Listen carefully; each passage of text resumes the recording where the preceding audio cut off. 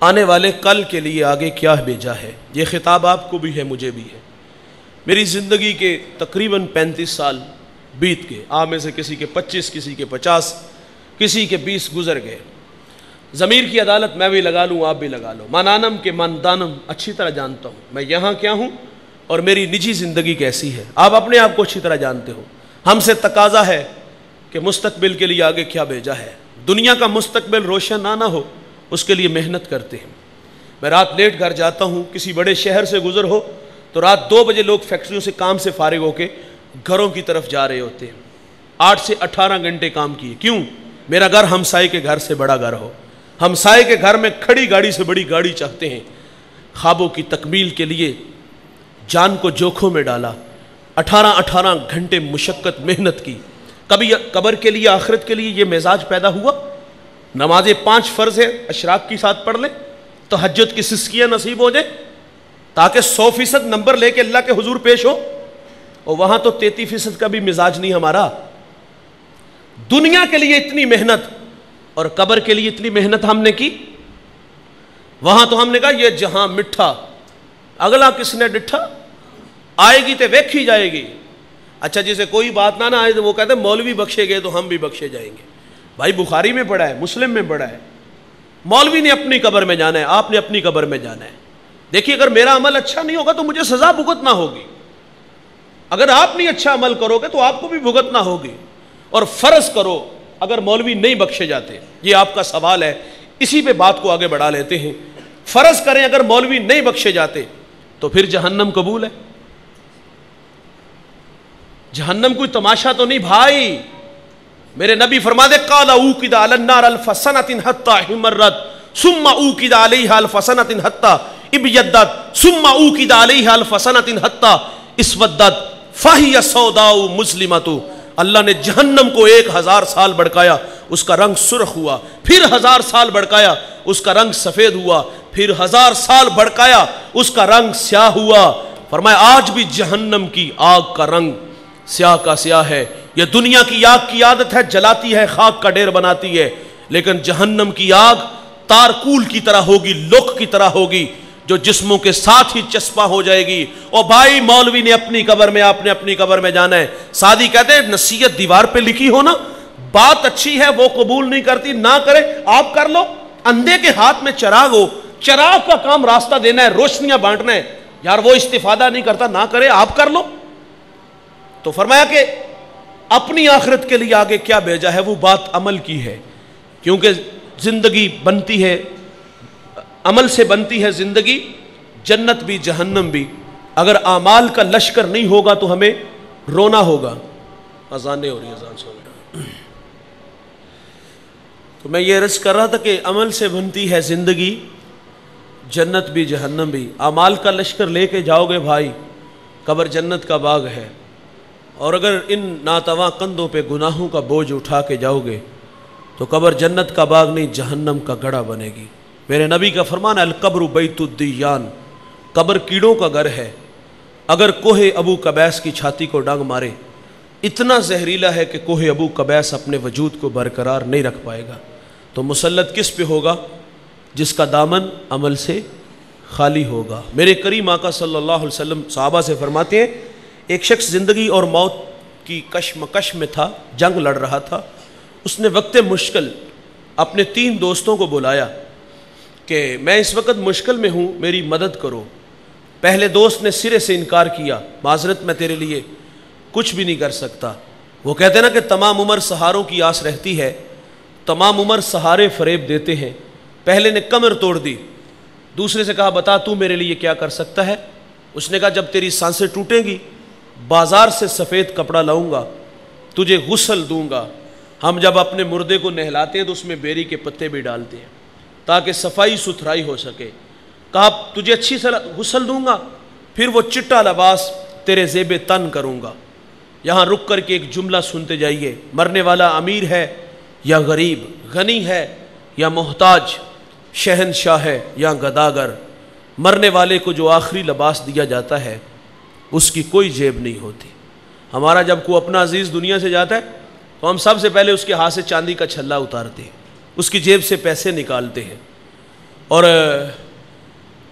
اس کو جب قبر کی تنہائیوں میں چھوڑ کے آتے ہیں تو اگلا ہمارا کام یہ ہوتا ہے کہ ہم والد کی چارپائی صدقہ کرتے ہیں، والد کے کپڑے بھی صدقہ کر دیتے ہیں۔ کیوں کرتے ہیں؟ اب ہمیں ڈر لگا کہ کہیں باپ کی چارپائی پہ لیٹیں گے تو موت کا فرشتہ نہ آ جائے، باپ کے کپڑے پہنیں گے تو کہیں فرشتہ ہماری طرف نہ آ جائے۔ اور بھائی باپ کے کپڑے صدقہ کیے، باپ کی چارپائی صدقہ کی، اور باپ کی دولت پہ سانپ بن کے بیٹھ گئے۔ اسے صدقہ کیوں نہ کیا؟ اسے بھی تو صدقہ کرو نا۔ یہ تو ہمیں بھی سوچنا ہوگا، جن کے لیے اتنا کچھ کیا وہ مرتے ہی ہمارے ہاتھ سے چاندی کا چھلا بھی اتار دے، جیبوں سے پیسے بھی نکال لیتے ہیں۔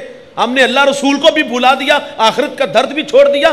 ان کا مستقبل بناتے بناتے اب تو یہ مہینے بعد بھی نہیں قبرستان آتے۔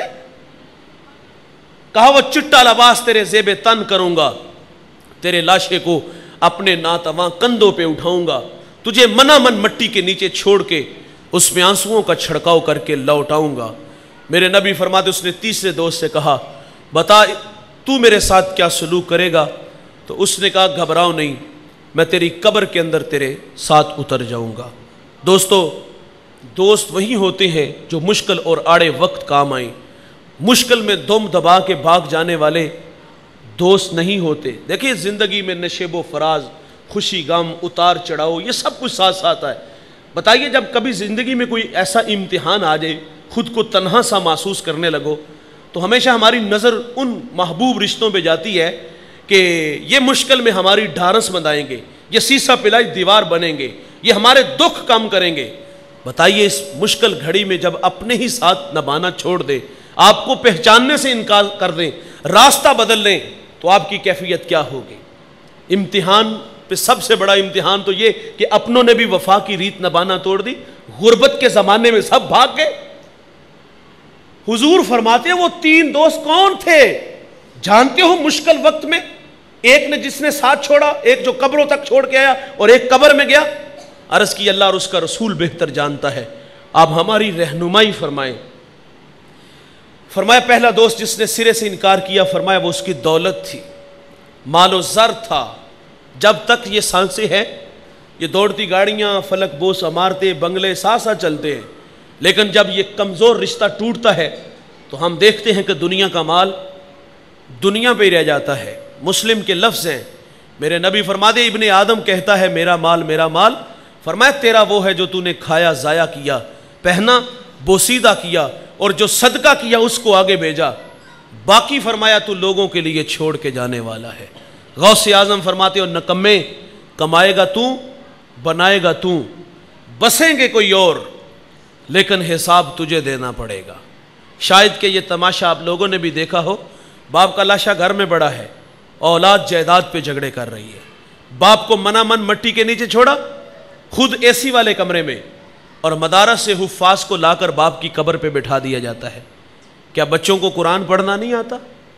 میرے پاس وہ خلوص نہیں کہ میں کسی کے والد، کسی کے بھائی کی قبر پہ جا کے قرآن پڑھوں، گو کہ میرے پڑھنے سے بھی اجر ہے، لیکن میرے پاس وہ خلوص نہیں جو ایک بیٹے کے پاس ہے۔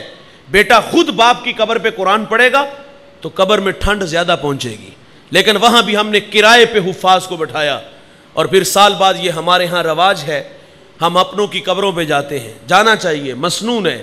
آقا فرماتے ہیں جو جمعہ کو ماں باپ کی قبروں پہ جاتے ہیں اللہ ہفتے کے صغیرہ گناہ معاف فرما دیتا ہے۔ صغیرہ معاف ہوتے ہیں، کبیرہ توبہ سے ہوتے ہیں۔ ہم نے سال بعد سعادت مند بھی دیکھے، بد نصیب بھی دیکھے۔ سعادت مند ہر جمعہ کو، بد نصیب صرف سال میں ایک بار۔ سوال ہے بھائی، کیا سال میں تیز ہوائیں نہیں آتی؟ آتی ہیں، مٹی کی چادر کو اڑا کے لے جاتی ہے۔ کیا بارش نہیں برستی؟ برستی ہے، مٹی کا نشان مٹا دیتی ہے۔ سال بعد نلائق نکمے بیٹے قبرستان میں ہیں اور اپنے ماں باپ کی قبروں کو ڈھونڈ رہے ہیں۔ بسیار کوشش کے باوجود جب نہ ملی تو پھر محلے داروں سے کہتے چچا یہاں میرے ابو کی قبر تھی، وہ تو ہواؤں کی دوش پہ اڑ گئی۔ یہاں میری ماں کی قبر تھی، وہ تو بارش کا پانی بہا کے لے گیا۔ میاں صاحب فرماتے جان دیواری ڈرونا بنیا، ہاتھ نہ لاندے ڈر دے، جنہ لئی تو پاپ کمائے کتھے نہیں تیرے کر دے۔ اور یار یہ تو قبروں کے نشانوں کو بھی بھول جاتے ہیں۔ فرمایا تو کمائے گا، تو بنائے گا، بسیں گے کوئی اور، لیکن حساب تجھے دینا پڑے گا۔ پہلا دوست جس نے سرے سے انکار کیا، فرمایا وہ اس کی دولت تھی، مال و زر تھا۔ میرے آقا فرماتے صحابہ جو دوسرا دوست قبر پہ مٹی ڈال کے آیا اور واپس لوٹ آیا، فرمایا وہ اس کے ملنے والے تھے، اعزا و اقربا تھے۔ اور تیسرا دوست جو اس کی قبر میں اس کے ساتھ اتر گیا تھا، فرمایا وہ تھا بندے کا نیک عمل جو وہ اپنی قبر کے اندر اپنے ساتھ لے گیا تھا۔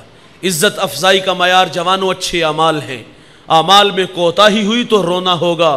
آپ اس دنیا ہوش ربا پہ نظر دوڑا لو، جنہوں نے عمل والی، عبادت والی، تقوی والی زندگی گزاری، ان لوگوں کے نام آج بھی زندہ ہیں، ان کے پیغام بھی زندہ ہیں، ان کی قبریں بھی زندہ ہیں، عقیدت کے پھول بھی مہنگے نہیں۔ اس دنیا میں بڑے لوگ ایسے گزرے ہیں جنہوں نے اچھی زندگی گزاری اور آج بھی لوگوں کے دلوں میں دھڑکن بن کے رہتے ہیں۔ میں ایک شخص کا اکثر تذکرہ کرتا ہوں، اس کا تعلق افغانستان سے تھا۔ وہ بیت الجن دمشق سے قدم اٹھا کے لاہور آیا، کچی کلی میں بیٹھ کے توحید کا نشہ دیا، بھٹکی ہوئی انسانیت کو ہدایت کی راہیں بخشیں۔ اس کی قبر پہ چلے جاؤ، دن کا اجالا، رات کا سناٹا، کڑکتی دھوپ، برستے بادل، وہاں اس شاخ کے میلے دیکھے، برستی آنکھیں دیکھی، تلاوت کرتے ہوئے اللہ کا قرآن پڑھتے دیکھا۔ ہمارا عقیدہ ہے اللہ ہی دیتا ہے سب کو، جھولیاں بھی اللہ ہی بھرتا ہے، لیکن اہل اللہ کے مزارات پر اللہ کی رحمتوں کو اترنے کی عادت ہوتی ہے، تبھی تو